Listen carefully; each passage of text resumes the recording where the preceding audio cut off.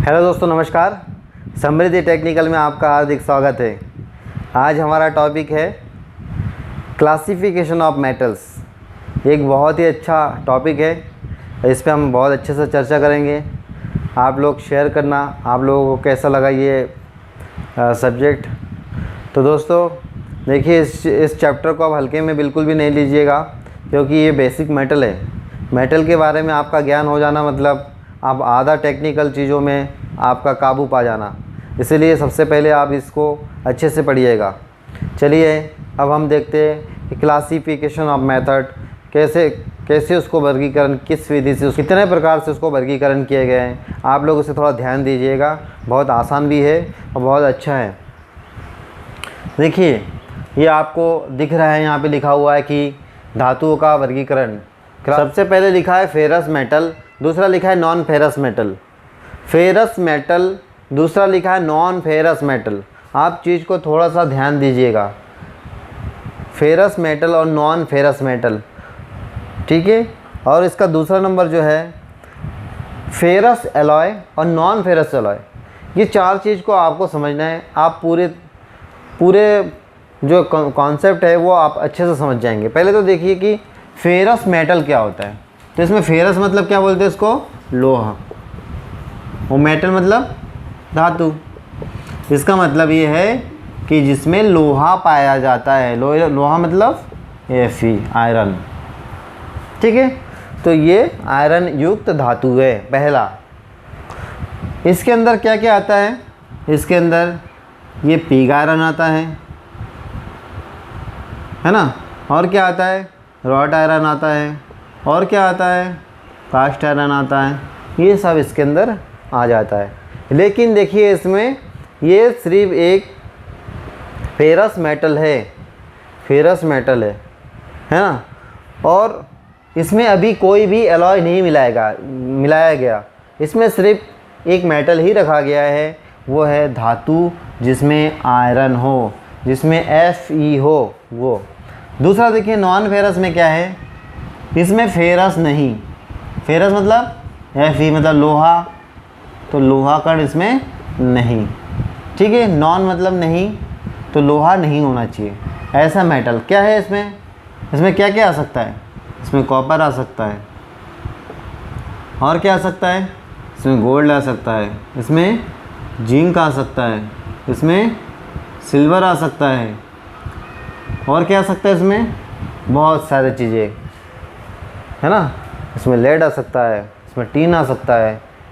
तो इसमें इन सारी चीज़ों को हम नॉन फेरस मेटल में रखा है। तो हमने पहला रखा था फेरस मेटल जिसमें Fe था, और दूसरा है नॉन फेरस मेटल जिसमें Fe मतलब फेरस की मात्रा नहीं है, ठीक है ना। अब हम आगे देखते हैं तीसरा नंबर। यदि आप लोगों को कुछ दिक्कतें आ रही है तो आप कमेंट्स करना। तीसरा, ये हमारा जो तीसरा है, ये तीसरा देखिए यहाँ पे एक लिखा है। इसका मतलब कि इसका पहला वाला फेरस मेटल था, उसका एक लिखा था, इसलिए हमने ये नॉन फेरस एलॉय वाला चले गया ना, इसलिए हमने यहाँ पे एक लिखा। अब हम देखेंगे फेरस। फेरस मतलब क्या होता है, लोहा। लोहा में क्या होता है, वो आयरन होता है, ठीक है, ये लोहा वाला है। और एलॉय क्या होता है, तो अभी हमारा लास्ट क्लास में हमने पढ़ा था, दो या दो से अधिक धातु। तो दो या दो से अधिक धातु है ना। लेकिन साथ में क्या होना चाहिए, फेरस मीन्स लोहा होना चाहिए। तो ऐसा क्या हो सकता है, दो या दो से अधिक धातु भी हो और उसमें लोहा हो, फेरस हो। तो हम क्या करेंगे, यहाँ पे कुछ एग्जाम्पल लेंगे। क्या लेंगे, हाई स्पीड स्टील, ये हमने लिया फेरस एलॉय। उसमें क्या रहता है, 18% टंगस्टन, 4% क्रोमियम, 1% वेनेडियम और 0.7% से 1% तक के कार्बन। और बाकी क्या रहता है, यहाँ रहता है आयरन। ये जो आयरन है ये इसका फेरस है। देखिए हमने बहुत सारे एलॉय को जोड़ा, तो ये एलॉय हो गया। दो या दो से अधिक, तो दो से अधिक एलॉय हो गया। फेरस है तो ये फेरस आ गया, मतलब हो गया फेरस एलॉय। क्या हुआ? Ferrous alloy. ऐसे ही 18 8 और बाकी स्टील मिला के, मतलब आयरन मिलाकर क्या बनाते हैं? एसएस। एसएस मतलब होता है स्टेनलेस स्टील।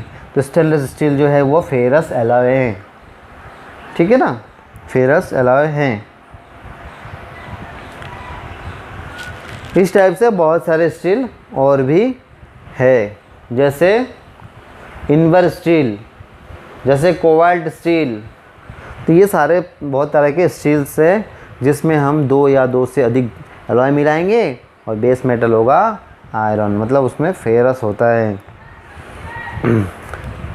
अब यही एलॉय का दूसरा नंबर देखते हैं, ये है नॉन फेरस एलॉय। इसका मतलब ये इसमें क्या नहीं होगा?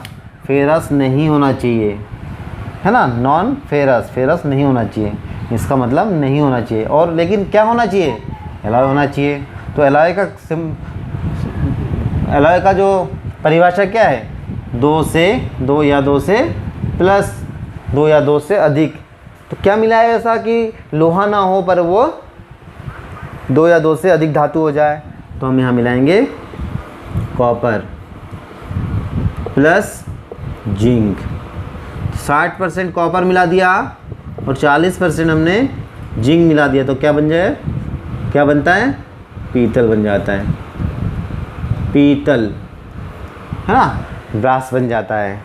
ऐसे ही यदि हम 60 से 80% के बीच में कॉपर और 30 से 40 के बीच में यदि टीन मिला दे तो बन जाता है जस्ट कांसा। क्या बनता है? कांसा बन जाता है। तो ये हो गया नॉन फेरस एलॉय। तो आशा करता हूँ कि आप लोगों को बहुत अच्छे से समझ में आया होगा। एक बार फिर से देखिए, फेरस मेटल, फेरस मेटल मतलब फेरस तो रहेगा और वो मेटल है, तो ये इसका लोहा वाला metal, pig iron, rod iron, cast iron. Non ferrous metal, metal तो रहेगा पर फेरस नहीं रहेगा, तो ये लोहा नहीं, और तो क्या है? कॉपर, गोल्ड, जिंक, सिल्वर, ये सारे जो है नॉन फेरस मेटल है। अगला देखिए, फेरस एलॉय। फेरस एलॉय मतलब लोहा तो रहेगा पर वो एलॉय होगा। तो हमने लोहा तो मिलाया, लोहा मीन्स आयरन तो मिलाया, और हमने अलग अलग हमने एलॉय को मिला दिया, जैसे टंगस्टन मिला दिया, क्रोमियम मिला दिया, वेनेडियम मिला दिया, कार्बन मिला दिया। तो ये सारी चीज़ मिला दिया, तो ये बन गया non ferrous alloy, sorry ferro alloy, है ना। तो ये क्या होता है? ये जो कॉम्बिनेशन बनता है ना, ये एलॉय स्टील है। ये फेरस एलॉय को ना एलॉय स्टील भी बोलते हैं, एलॉय स्टील। फेरस एलॉय जो है वो एलॉय स्टील बन जाता है। क्योंकि स्टील का परिभाषा क्या था? कार्बन और लोहा का मिश्रण को स्टील कहते हैं। तो हमने यहाँ कार्बन में मिलाया 0.7%, तो स्टील आ जाता है, सभी में प्राय मिलता है वो। और नॉन फेरस एलॉय मतलब फेरस का नहीं होना चाहिए पर एलॉय होना चाहिए। तो कॉपर प्लस जस्ता हमने मिला दिया, पीतल बन गया। कॉपर प्लस टीन मिला दिया हमने, क्या बन गया? कांसा बन गया। ऐसे ही 88% कॉपर में 10% जस्ता, और गन मेटल बनाना है तो क्या क्या मिलाते हैं? Gun metal. गन मेटल में 88 और 88 10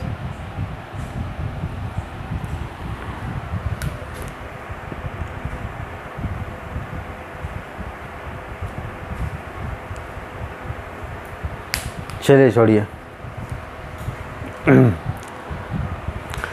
तो आप लोग ये चारों के बारे में अच्छे से समझ में आ गया होगा। आशा करता हूँ कि बहुत अच्छे से समझ में आया होगा, और यदि बहुत बढ़िया लगा हो क्लास, और यदि आपको सब कुछ समझ में आ गया हो, तो आप हमें लाइक करिए, सब्सक्राइब करिए, शेयर करिए, और शेयर करते ही और एक बेल आइकॉन का बटन है, उसको भी प्रेस करिएगा।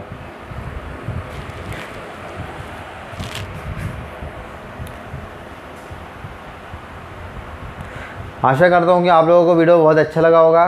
सब कुछ अच्छे से समझ में आ गया होगा।